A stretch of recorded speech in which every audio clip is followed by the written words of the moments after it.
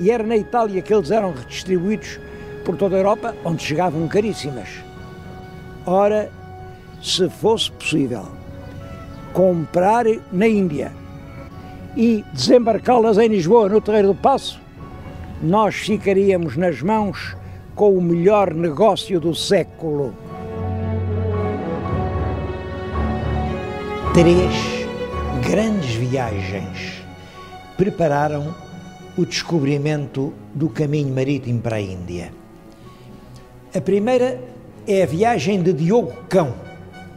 Eu estou a falar-lhes precisamente junto de um dos mais comoventes documentos que se guardam nos museus portugueses.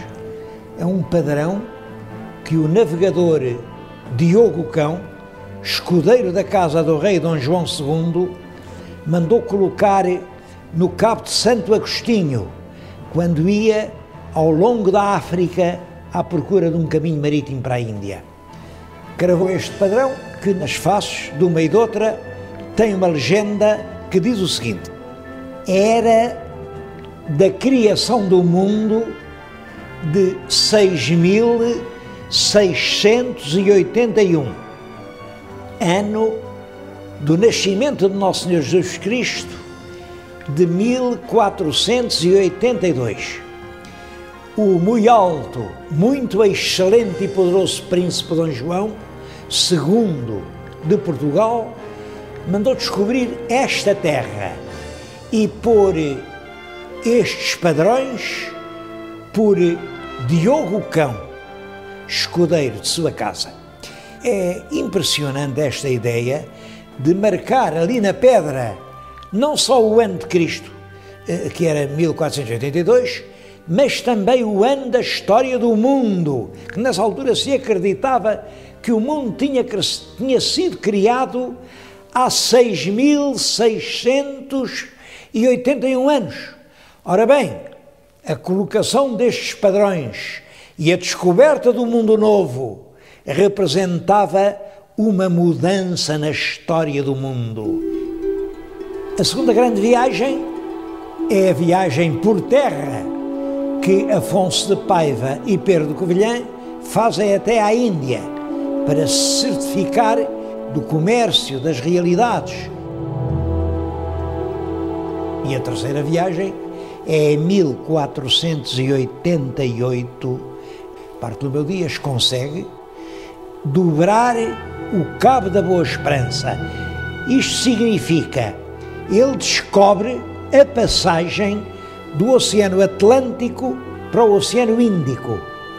Se fosse possível navegar do Atlântico para o Índico, então sim, era possível ir de navio desde o Tejo aos portos da Índia, onde se criava e vendia a especiaria preciosa.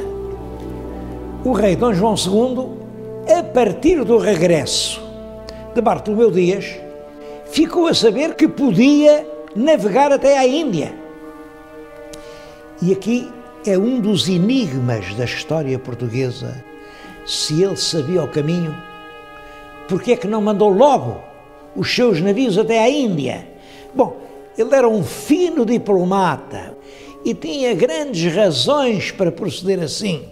É possível que o casamento do príncipe português com a herdeira do trono castelhano, se não tivesse podido se fazer, se os reis católicos soubessem que afinal a coroa de Portugal estava de posse do grande negócio do século, do monopólio das especiarias da Índia. É possível que fosse isso. De qualquer maneira, a verdade é esta. Dom João II já sabe que pode navegar até a Índia, mas não mandou expedição alguma. E é no tempo que, entretanto, passa, que se dá o episódio de Colombo.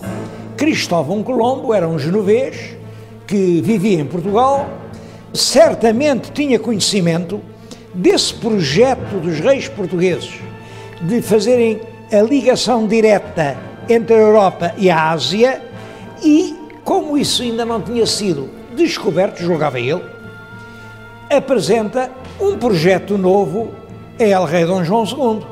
O projeto aparentemente é muito simples. Se o mundo é redondo, para ir à Índia, tanto se pode navegar para o Oriente, no sentido do nascer do Sol, como para o Ocidente, porque numa esfera todos os caminhos vão dar ao mesmo ponto. E ele propõe sair de Lisboa, navegar sempre para o Ocidente, no sentido do Sol, e assim acabará chegando à Índia.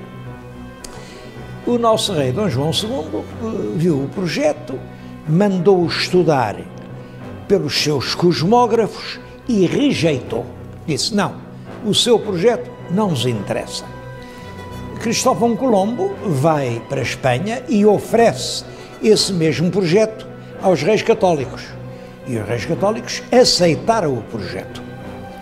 Realmente deram-lhe navios, deram-lhe uma tripulação, navega sempre no sentido do Sol e acaba por chegar a umas terras que não estavam nos mapas e que ele pensa que são as ilhas japonesas. Dali à Índia não é longe e, portanto, acredita que realmente descobriu as Índias, e é essa notícia que manda para a Espanha. Colombo, depois da descoberta lá das suas Índias, não volta à corte dos reis católicos, volta à corte de Dom João II e vai dizer-lhe, eu já descobri a Índia. Bom, e a verdade é que ele faz-se acompanhar por os indígenas de uma cor parda e tem o cabelo liso. O cabelo não é encarapinhado como eram todos os nativos que o rei Dom João II conhecia. E pensou o diabo, se calhar estes são mesmo da Índia. E disse ao Cristóvão Colombo, bom, mas essas ilhas que acabas de descobrir são da coroa de Portugal, porque nós temos um tratado com Castela, que é o Tratado das Alcáçovas, que diz que tudo o que ficar para baixo do paralelo das Canárias pertence à coroa de Portugal.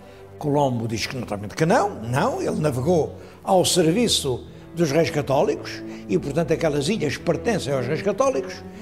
E Dom João II vai entabular negociações com os reis católicos para estabelecer as áreas de influência, para marcar o mar português e o mar castelhano. E é assim que se estabelece o Tratado de Tordesilhas. Agora a linha divisória já não é uma paralela, é o meridiano que passa 370 léguas a ocidente das ilhas de Cabo Verde. O que ficar para oriente dessa linha pertence à coroa de Portugal.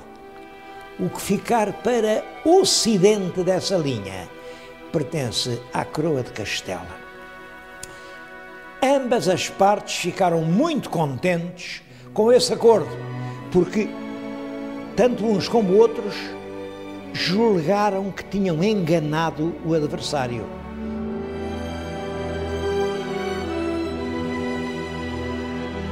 As classes populares tinham dado um grande apoio a Dom João II e era realmente neles que o rei se apoiava.